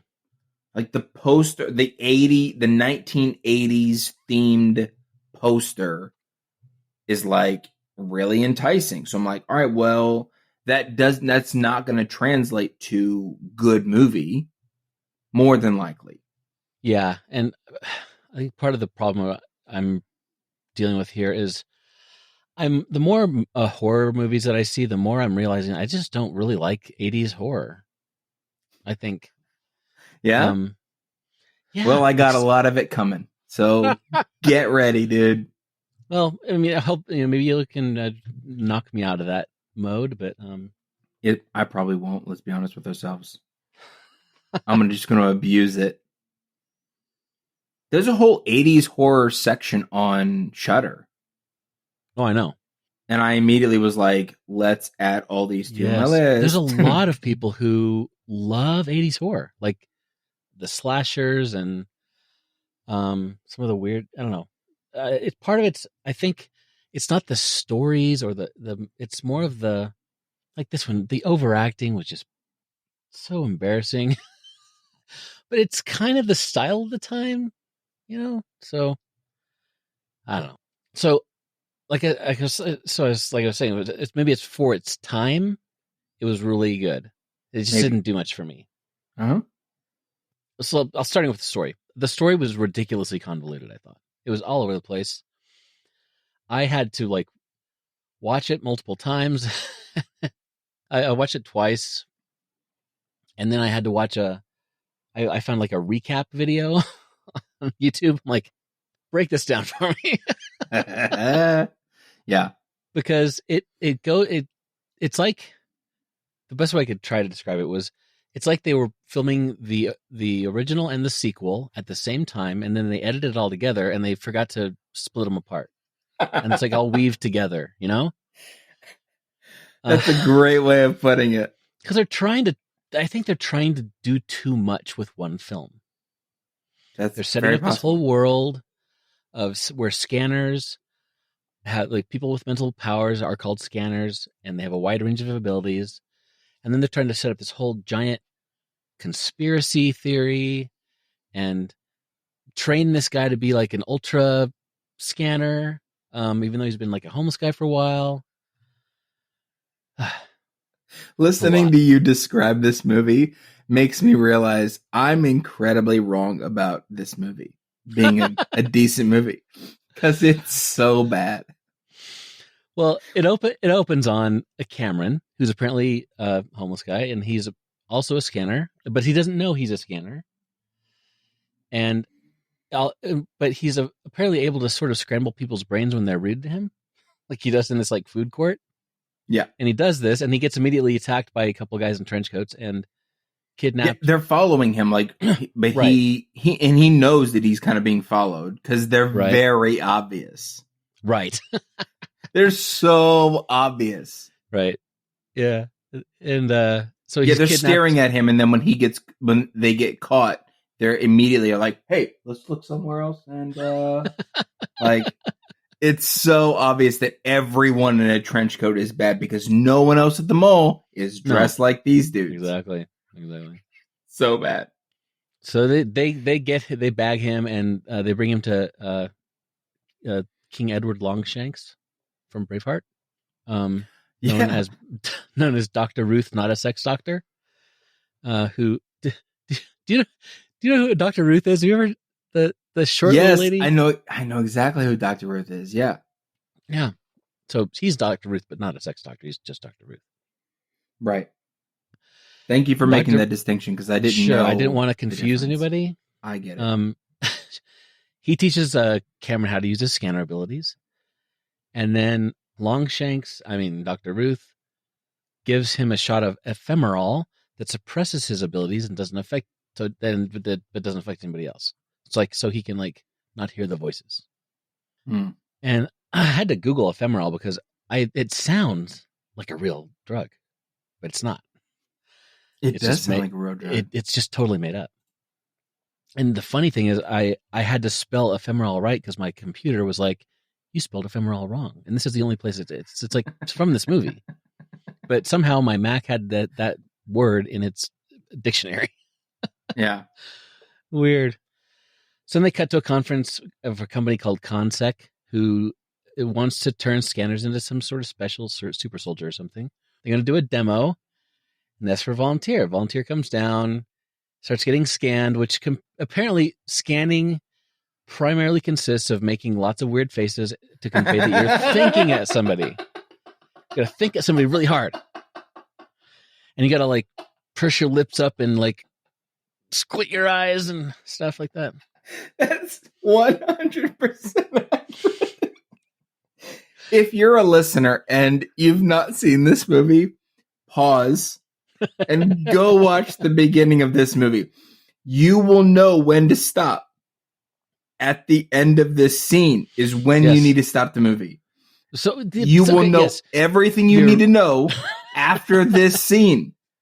And then come back and listen to Steve's review about this. You have read my notes already. Oh my gosh. So it's the best scene in the movie. The volunteer, exactly. The volunteer like scans back at the guy and causing demo dude's head to literally explode. Like if you slow it down, it's like I think they used a balloon or something. It looks like a balloon. He swells up and it explodes, and there's like way more guts and blood than there ever should be.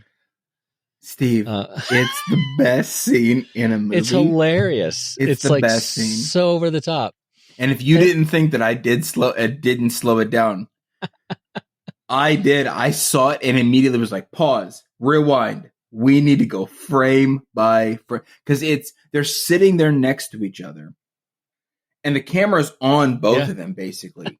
And then all of a sudden, the camera does this immediate hard cut to the special effect. Yeah, which is a practical effect, right? Where they made a bust of this guy sitting in a chair and then filled the bust with blood and guts and whatnot. And, blew it up in an extravagant, beautiful way.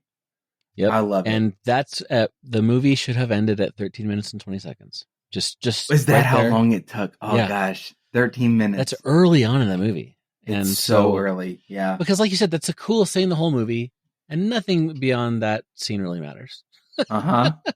That's all you need to watch. That's all you need to watch. So they try to grab this guy, and he turns out he's the bad guy. He's also the guy on the movie poster. His name is Revik, which is kind of a cool bad guy name, really, Revik. Yeah. I mean, there's no way that a dude named Revik is going to be like helpful, right? No way.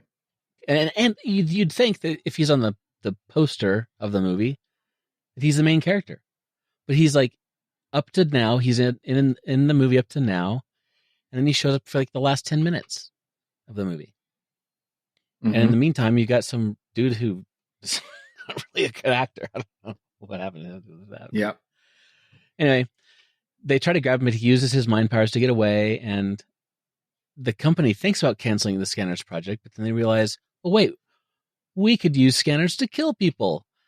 And so now they have 0 scanners because their scanner guy got blown up.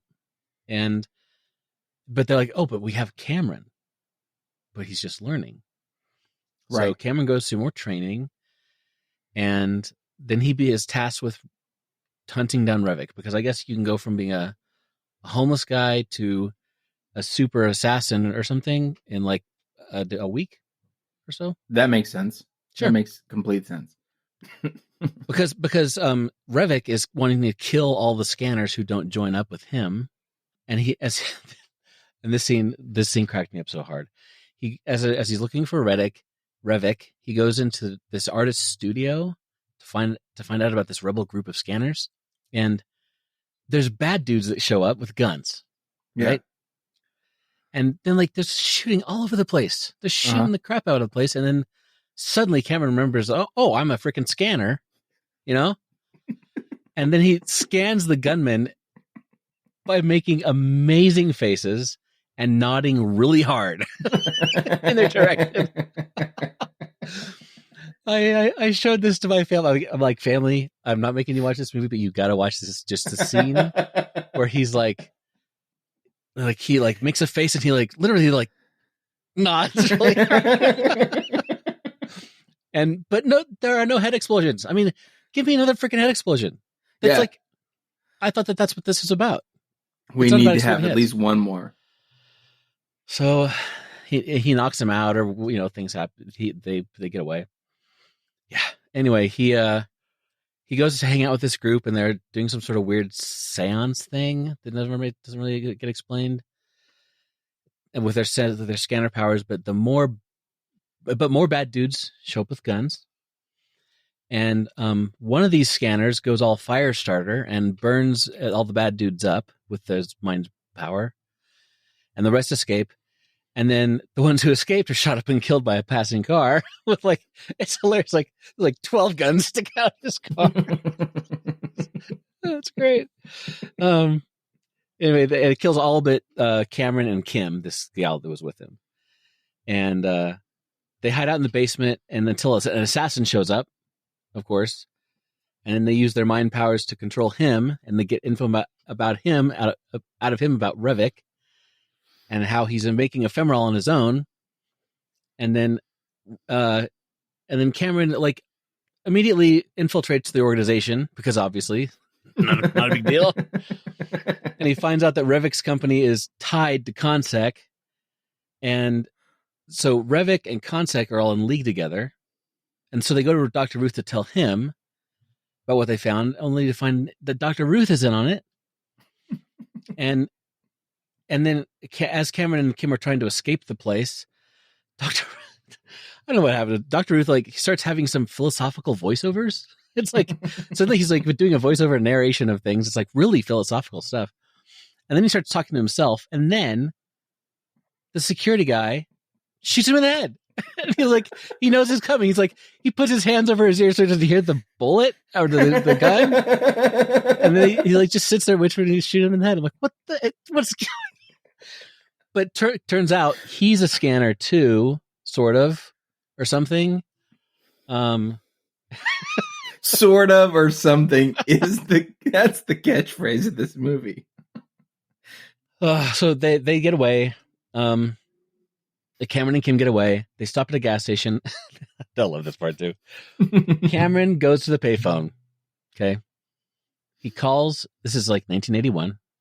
He calls Consec's computer system and controls it with his mind.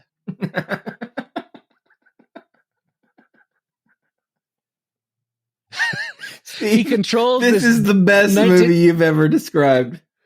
He controls this 1981 computer mainframe with his mind and tells it what to do, starts downloading stuff. Never clear. I guess it's names. I don't know what it is. It's just ridiculous. And then there are lots of close-up shots of circuit boards to emphasize that he's speaking to a computer. And then they realize what's going on, and they're well, it should self-destruct the computer system so it'll trap his mind in there. Which, that makes sense to me. About as much sense as mind controlling a computer from a payphone. So they put it in self-destruct mode. Cameron's fine, but Cameron ends up being fine. His mind is not stuck in the computer. Yeah, that would be Tron. Right. That would. So Cameron's fine. They move on, and they get some ephemeral and learn that they go to a doctor, and they find out that pregnant women who get injected with ephemeral or have ephemeral, they produce scanner babies.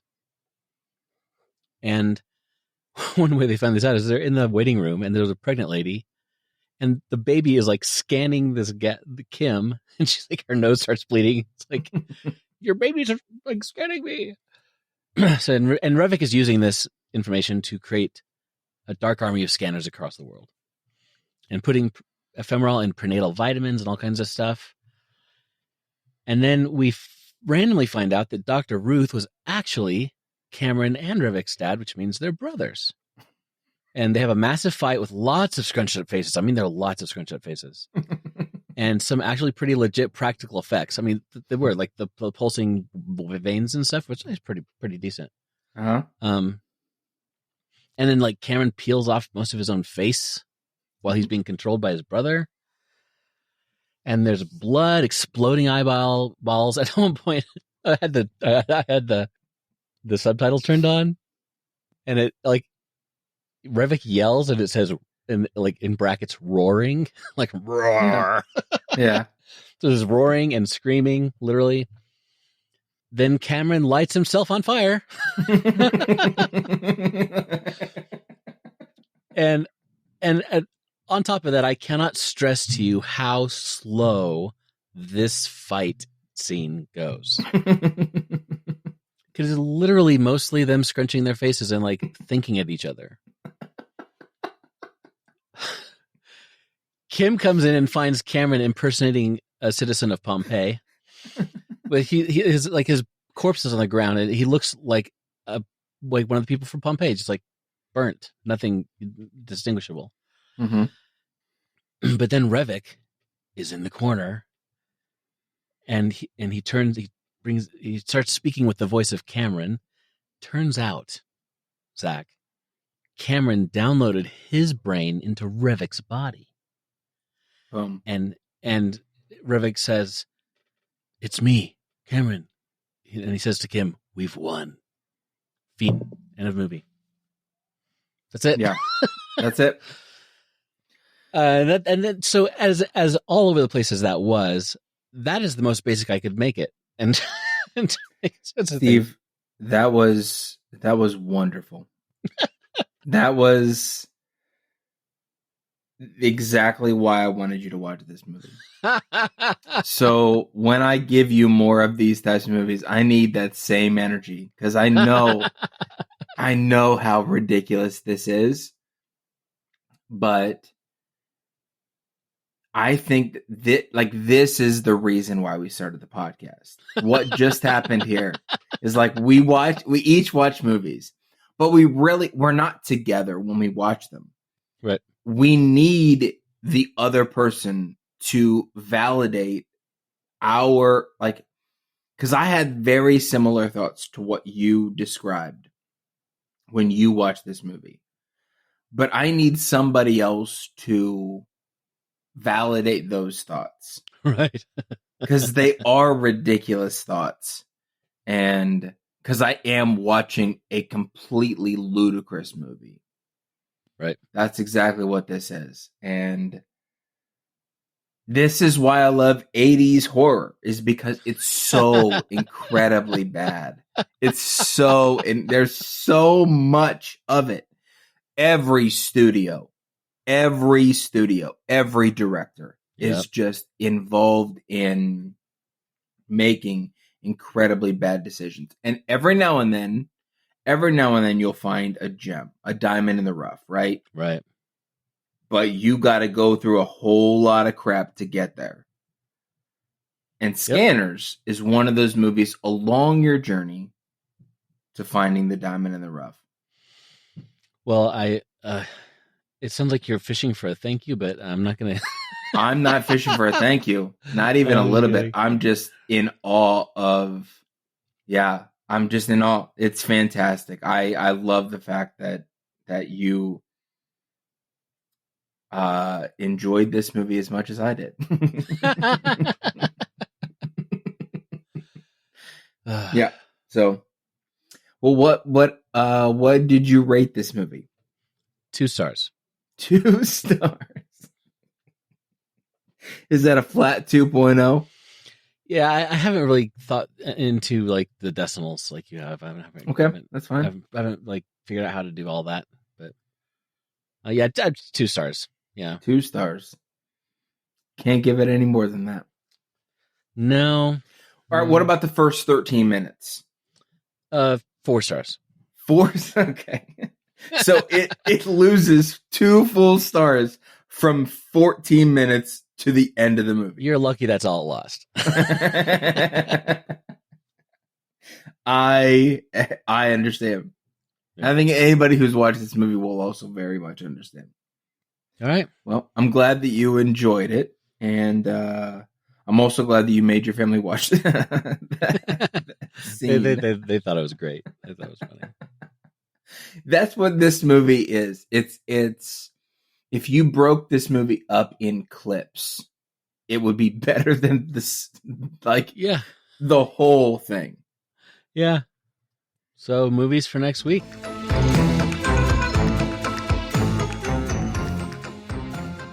Movies for next week. Yeah. Let me get out my spinning wheel.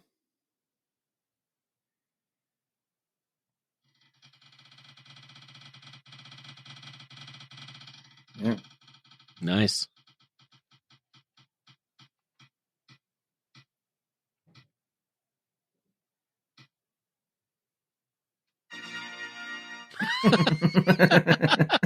It's so long to the ta-da. It's such a long time.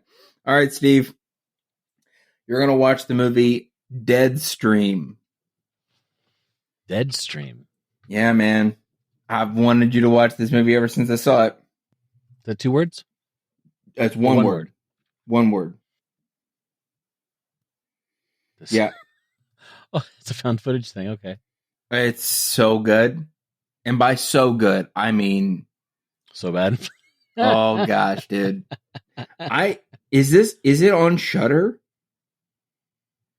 I don't know where this movie lives. It looks like it's on. Well, yeah, I could rent it at lots of places, but I'm just gonna open up Shudder. Deadstream is on Shudder. It's a Shudder original. Yeah. Oh, it is. Wow. Yeah.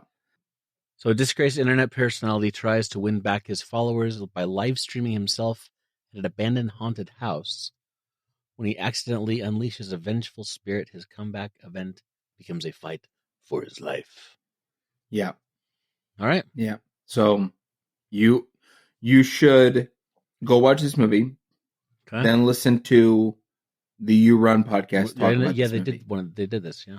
Yeah, just recently. Like I was on the fence about watching this movie, and then I listened to that episode that they did and went, I have to watch this movie. Yeah. Because the way that they're describing it was like you with scanners. And the way that they described it was just so fun. I was like, yeah, I'm in. Because this movie seems completely ridiculous. And it was. It was completely ridiculous. But I loved this movie. All right. So I'm hoping that you will too. What movie are you going to assign me? Kind of on the fence. Gotta get something with lots of blood in it, but not children or zombies or thinking too much with metaphor. So you're getting it. How do you feel about cannibalism? I mean, in general, I think it's pretty frowned upon. In movies, I'm on the fence about it. I think if it's done in a tasteful way.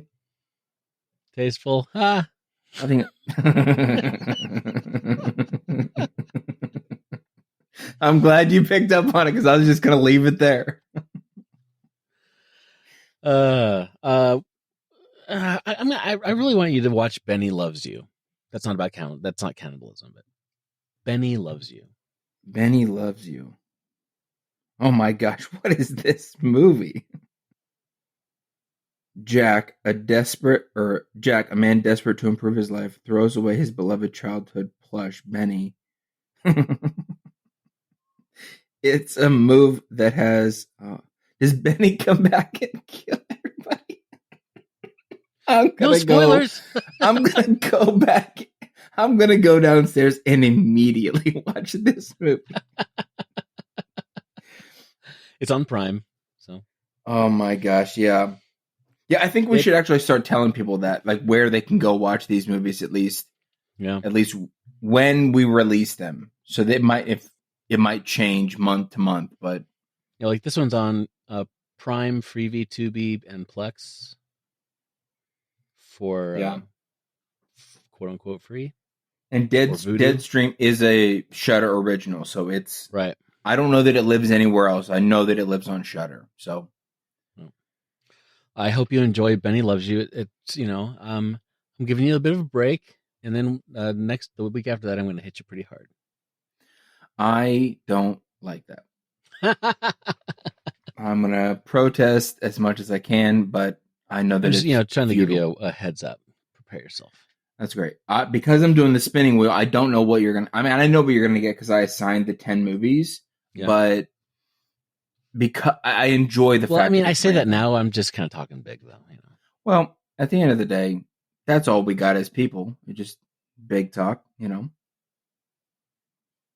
So, all right, Steve. All right. Well, it's been fun. Yeah, it's been fun. I hope that this week brings you lots of joy and scary things and lots of blood, apparently. Lots of blood. Yeah. That's all. I mean, that's all you want in a horror movie, right? You just want... Which is why Ready or Not is high on your list. That's why. That's why Abigail's on the list. But it's not... Yeah, it's not Terrifier level. No, I'm sorry. Don't. That's a fake apology. All right, well. I'll talk to you next time. Yep. See ya. Bye. All right, listeners. That's a wrap for another episode of Horrors Yet Unseen. Thanks for joining us. And we'd love for you to become part of the conversation. Just drop us a voicemail at 1-216-202-5495 or email us at horrorsyetonunseen@gmail.com. And keep up with the latest by following us on Instagram. That handle is @horrorsyetonunseenpod. We'd also appreciate it if you like and review our show on Apple Podcasts or Spotify. Your support means a lot to us. See you next time.